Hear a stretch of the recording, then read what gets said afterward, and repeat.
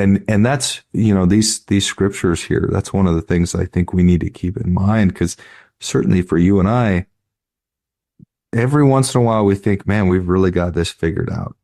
And then all of a sudden the Spirit kind of humbles you and it just opens the curtain or opens the window just a little bit more.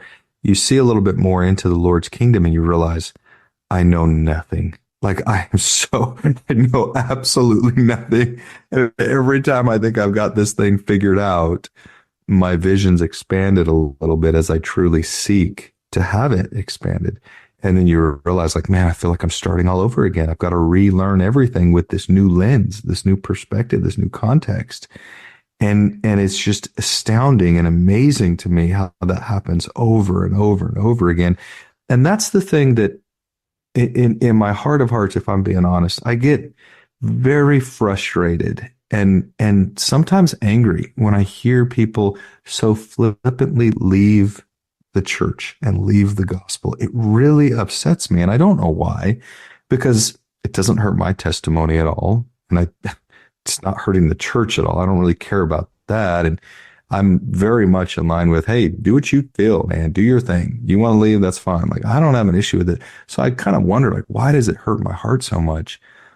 Because I've had enough experiences, I've had those opportunities where the Lord has genuinely expanded my vision. He's opened my mind and my heart, and I see things now, not fully, not 100%, but I see things now on a different level, in a much deeper way, and I realize there's so much more, and not to cut myself off, not to limit myself and the questions I may have or the concerns I may have. Give it time, seek after truth, and those things will be put in their place. And these people that give up, they grab onto certain aspects of the restoration or of the early saints or of Joseph Smith or Brigham Young or whomever. They grab hold of certain things and they cannot let it go in the worst kind of way. If they would hold on to it and say, there's got to be a way to rationalize this or to figure this out. There's got to be a way for the Lord to make this make sense. If they took that approach, then eventually that understanding would come and they would realize, oh my gosh, there's so much I don't understand. But instead, there's too many people who do the opposite, where they then start to think that they have all the answers, that they self-aggrandize.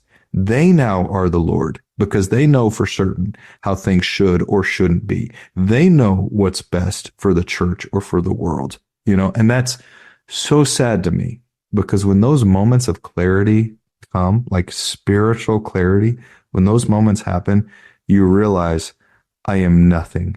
I know nothing. I am so grateful for this insight, but there is so much more I have to learn.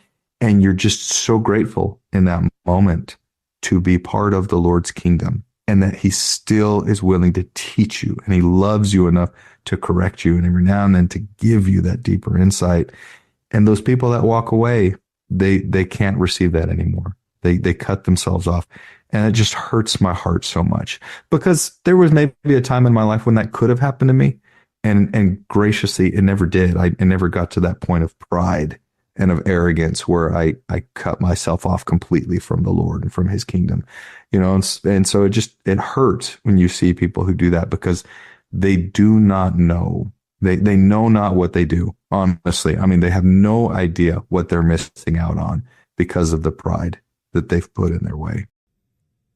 Hit that like button, leave us a comment, subscribe to the channel. We really appreciate it.